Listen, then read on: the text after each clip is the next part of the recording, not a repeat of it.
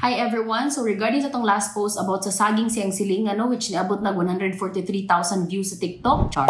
So dagan kay nangutanan nimo, what if ang mga lubi nga ang punuan sa among silingan sa amuhang atok matagak og makaguba sa among atok or makaaksidente sa amuha, unsay pwede mabuhat nato? Natay legal remedy ana under sa atong Civil Code Article 695 natay gitawag nga nuisance ug kini na ay duha ka klase, private and public nuisance. But focus ta sa private nuisance since ang parties involved kay managsilingan ra. So under sa atong balaod, gidefine ang nuisance as any act or mission or condition of a property or anything else which, among others, injures or endangers the health or safety of others or impairs or hinders the use or enjoyment of a property of others. So katong mga lubi or mga punuan nga mga tagak ang mga dahon or sanga ug makakos perwisyo ninyo or maka-aksidente ninyo, makaguba sa inyong property, pwede ni ma-consider as private nuisance. So unsa may pwede mabuhat ninyo? First, mas maayo nga istoryahan sa ninyo sa inyong silingan kay basin musugot ra sila nga ilahang tangtangon or putlon ning mga punuan.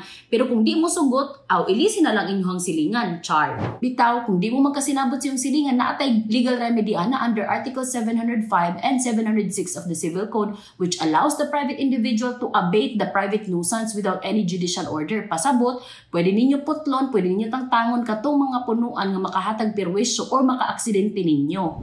Kung di gyapon mo magkasinabot, naapatay isa ka remedy ang gitawag natong civil action for damages nga imuhang i-file sa korte. So I hope that's clear, and that's it for Let's Talk Legal with Attorney Zai.